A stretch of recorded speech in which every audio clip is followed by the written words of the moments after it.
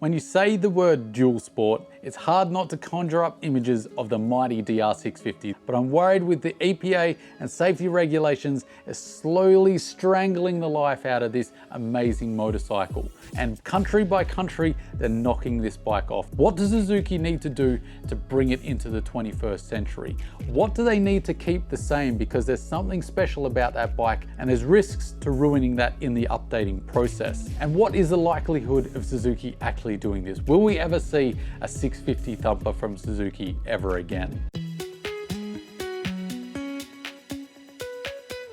Let's start off by giving the DR650 its flowers, as it is well deserved. This bike has been in production since 1990, and it really does need to be said that it is very impressive that this bike has been able to stay at the top of people's lists for decades as the motorcycle they want for their very own dual sport. That is an unbelievable feat in and of itself. It is the quintessential 50/50 motorcycle. And on top of that, it's simple, easy to work on, has oodles of torque, which makes it so damn popular for that tractor factor. It's also versatile because of the amount of accessories available to this bike. You can turn it into anything you want, really. Motard, adventure bike, trail bike, whatever your heart desires, the DR650 has an accessory for it to turn it into that motorcycle. And it's also capable. I've been on plenty of skinny bike rides and guys on DR650s turn up all the time and they keep up, no problems at all. Is it a little more work? Sure, but these things really can be ridden hard with the right modifications off-road, and on the flip side still keep up with the Africa Twins and the GS 1250s. But this bike is 34 years old and it is definitely showing its age with very minor updates over the years. Basically, bold new graphics is how Suzuki have treated the DR650.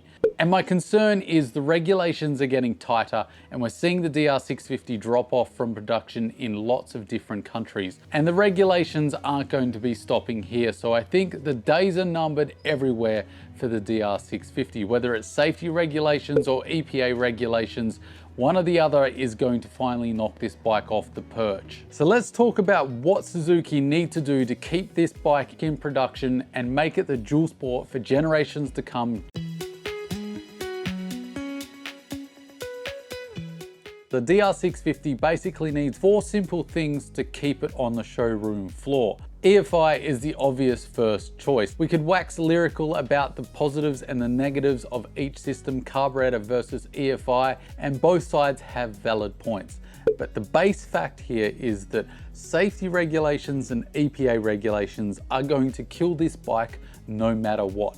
The only way it is going to make it back onto a showroom floor is if it has an EFI system. The second one, and just as obvious, is that the DR650 really needs a 6-speed gearbox to compete with the modern dual sport. 5 speeds is a thing of the past. While it is fine to have a 5-speed gearbox and you can get the job done, you're always working with one hand tied behind your back because you're lacking that extra gear to spread out the ratios, which means you either have to sacrifice one of two things. Either you can have a nice close ratio gearbox for the off-road to really perform in the dirt, or you spread out the gear ratio so that it's much better on the highway. You can never have both without having to swap out the sprockets to try and manage that problem. While it isn't the end of the world, in my opinion, a 5-speed gearbox just cannot compete with a 6-speed gearbox. And I think this is especially important for the DR650 because more than most dual sports, this bike is going to be spending a lot of time on the highway. So that 6-speed is going to be very important for sitting out on the highway, but the DR650, like I said, is still light enough to take it properly off-road.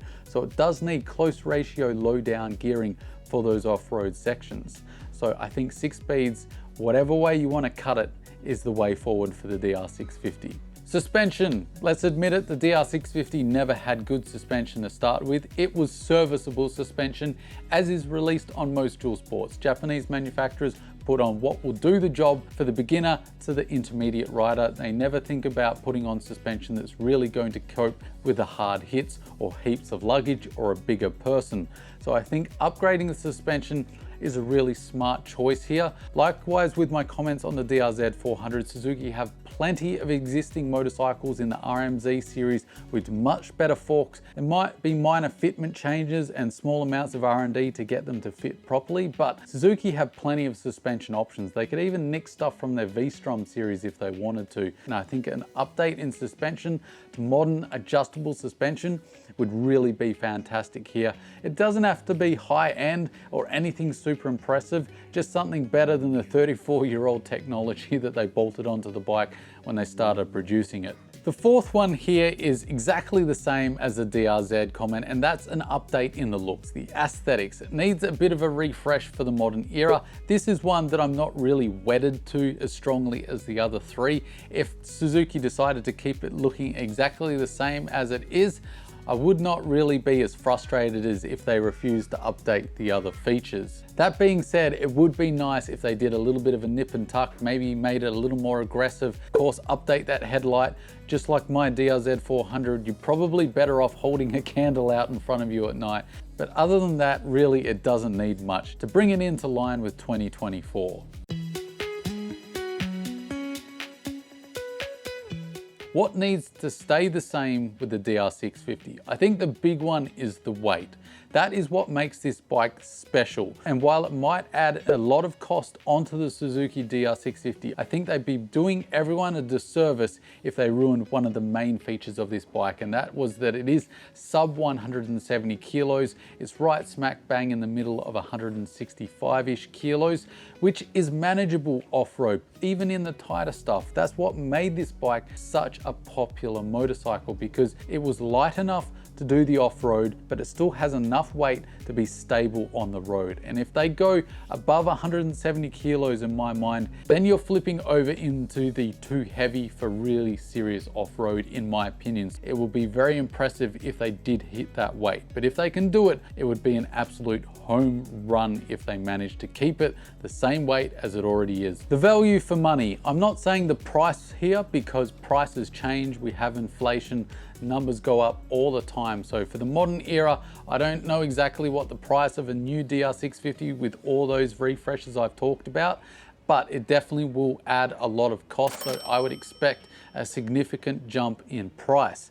But what I will say is they need to undercut the KTM 690 by a significant margin. That was another major appeal of the DR650 and continues to be a major appeal of the DR650. The KTM 690, as great as it is, as accomplished as it is, as high-end performance as it has, it still is unattainable for an awful lot of people affordability-wise. And that, I think, is another reason why the DR650 is so popular. Whatever the price is, they need to keep it affordable for the average Joe. It needs to be a price that people think, you know what, I can afford to save up for that, or you know what, I can afford the repayments on that. Despite the exorbitant interest rates, it needs to be a value-orientated motorcycle in my mind. I think the simplicity ethos is something they also need to hang on to. This bike has been, and I think should always be, a bike that the average Joe can work on in their garage with a few simple tools. That was one of the brilliant things about the DR650 and why it still is a go-to choice for people to go around the world on. You can be a cross-eyed muppet like me and still work on that bike. They need to maintain and protect that identity. And the last couple of ones with the motor, I think keep it at 650 cc's if they can. It doesn't matter if they have to bump it up a little bit to make the same amount of power to pass the EPA regulations. As long as it sticks within that 650 to 750 cc range, I think that's a really great move, as well as keeping those torquey characteristics.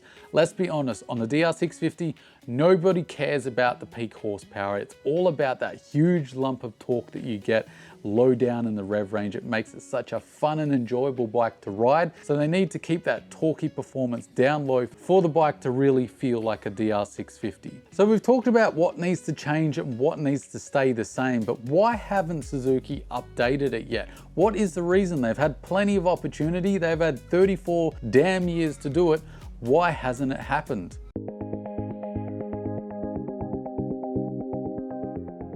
One of the major reasons is cost. This is a very expensive venture to undertake because you can't just throw a 6-speed gearbox on and bolt EFI to the DR650 and take off down the road and pass all the regulations. It's just not going to happen. So not only would you need to bolt on EFI, but you'd also need to retrofit liquid cooling, and the bike just isn't designed for that. So the cost to do that, you would have to throw that all in the bin. We're basically talking about building a new bike from the ground up. And that's an expensive venture, all the way from the imagination of the designer through to it finally reaching the showroom floor. It takes an awful lot of R&D and an awful lot of money and an awful lot of marketing to get to that end goal. And the Japanese companies are more averse to spending money than ever before. So I think cost has been a major prohibitive factor to why we haven't seen the DR650 updated in a very long time. As I spoke to earlier, regulations is another major factor. If Suzuki touches this bike in any major way, regulations that don't apply to it at the moment immediately come into effect, and that means they'd have to pull it off the showroom floor. So this has really held the Japanese manufacturers back from updating their dual sports that have been out for a very, very long time. Market cycles is another major factor. When this bike came out, Japan was at the height of its powers, the golden era of the Japanese motorcycle. It felt like at the time they just couldn't put a foot wrong.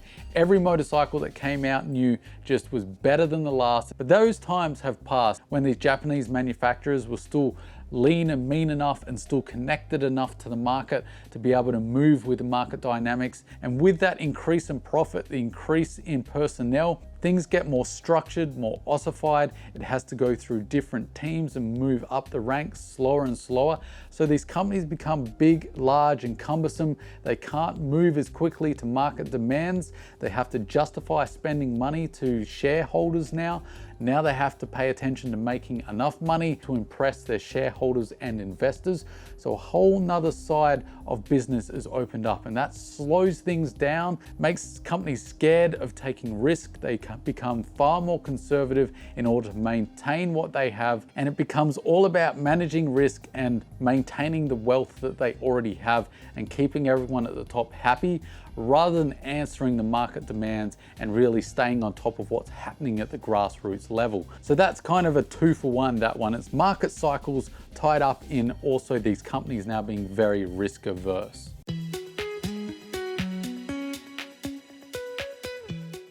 And when you stack up all those reasons, it really does feel a bit doom and gloom. And I certainly am in the camp of, damn, will we ever see a new 650 from the Japanese manufacturers to bring back the heyday of the 650 dual sport? Because they're dropping off like flies. You look around and basically the only thing available in most countries nowadays is the KTM 690 Enduro. I know in North America you still have the XR650L as well as the DR650.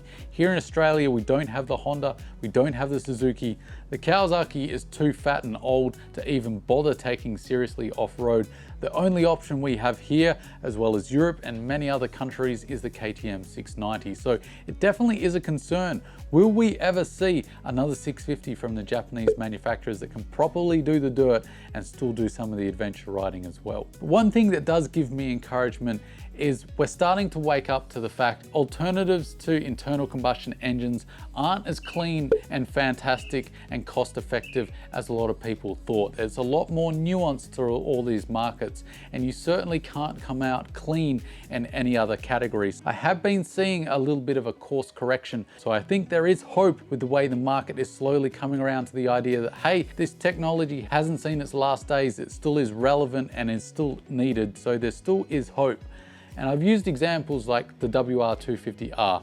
Yamaha made that in the middle of a financial crisis. Absolutely an amazing little dual sport, a cult classic. People flocked to that bike. Likewise, Honda's CRF 450L. I mean, who saw that coming off the showroom floors? And I think the other great example is Kawasaki have been able to keep their KLR 650 on the market. The CRF 300L and the KLX 300 are also fantastic indicators that the dual sport market isn't dead and the manufacturers can release fuel efficient EPA and safety compliant dual sports that cover all the bases. I still think there is hope that we will see a refreshed big thumper from the Japanese manufacturers. Whether it's the Suzuki DR650 is a harder question to answer. As Gandalf would say, it might be a fool's hope, but I hold out hope nonetheless. Just a fool's hope.